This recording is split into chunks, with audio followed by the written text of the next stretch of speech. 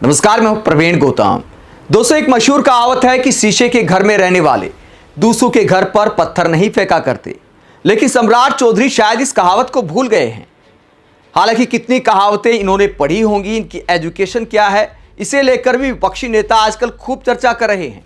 प्रशांत किशोर तो इस मुद्दे को बिहार में सबसे बड़ा बना रहे हैं कि भाई साहब ने कितनी कक्षा पास की है, 7 पास की है, 10 पास की है या ग्रेजुएट हैं। एजुकेशन को लेकर इंटरव्यू में सवाल पूछा जाता है तो भड़क जाते हैं। फिर इनके उच्चारण को लेकर सवाल पूछे जा रहे हैं तो कहते हैं कि सबका प्रोसेशन अलग अलग होता है, उस पर भी मजाक बन जाता है। और ये मजाक उड़ा रहे हैं खेसारी लाल यादव का।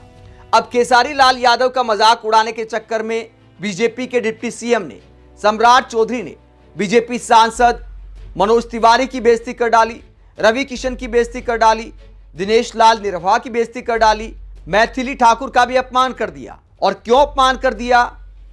क्योंकि कहावत तो सब पर लागू होती है। अगर खेसारी लाल यादव चुनाव लड़ना डिजर्व नहीं करते, वो मजाक का विषय है, उन्हें चुनाव लड़ाना मजबूरी है, तो फिर इनके बारे में क्या कहा जाएगा? खेसारी लाल यादव पर सम्राट चौधरी ने क्या बयान दिया है, पहले जरा वो सुनिए।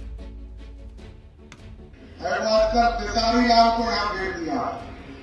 अब देखिए, इन लोग के पास तो सब उम्मीदवार हार गया। सीएम गुप्ता जी पहले हरा दिए थे सबको, तो कोई उम्मीदवार ही नहीं बचा था। और नाचने वाले को ही भेज दिया आपके यहाँ, और नाचने वाले को ही भेज दिया आपके यहाँ। तो आप सोचिए, ये बहन हमारी छोटी कुमारी को वोट दीजिएगा तो बिहार में सुशासन होगा।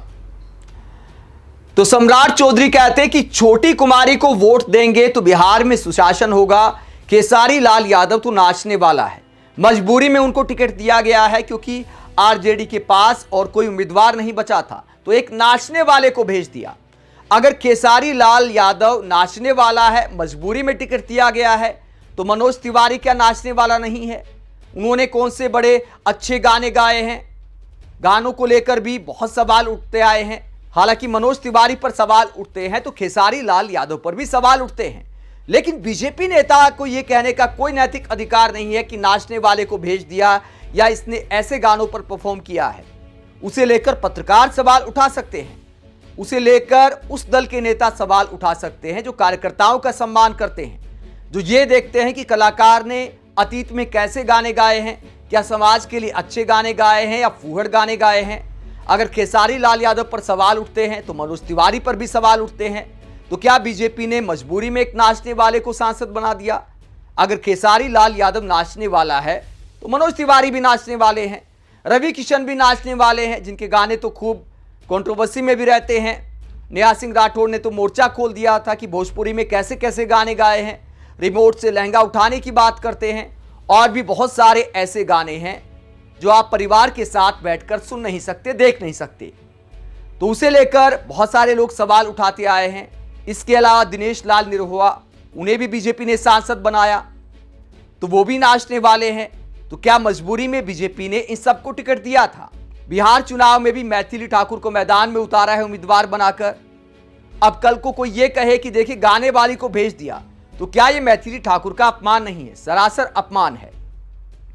नाचना गाना एक प्रोफेशन है, कलाकारी है, तो कलाकार हैं तो कलाकारों को क्या ऐसे बोलना चाहिए? हाँ, इतना जरूर है कि उनके कंटेंट को लेकर सवाल खड़े हो सकते हैं कि भैया ये तो ऐसे गाने गाता था, लेकिन फिर बीजेपी को इस पर बोलने का कोई नैतिक अधिकार नहीं है, क्योंकि बीजेपी में तो ऐसे सांसद भरे पड़े हैं, ऐसे नेता भरे पड़े हैं। खेसारी लाल यादव की क्या इस बयान से वो नाराज हो गए? सम्राट चौधरी जो नाचने वाला बता रहे हैं, क्योंकि खेसारी लाल यादव से एक पत्रकार ने सवाल पूछा था कि सब तो बीजेपी की तरफ जा रहे हैं, मनोज तिवारी, रवि किशन, आप आरजेडी में क्यों आ गए? तो उन्होंने कहा कि मैं भीड़ का हिस्सा नहीं बनना चाहता। तो क्या इस बात से नाराज हो गए सम्राट चौधरी, इसीलिए ऐसा अपमान कर रहे हैं? जिस तरह खेसारी लाल यादव को नाचने वाला बताकर सम्राट चौधरी ने अपनी उम्मीदवार को जिताने की अपील की है।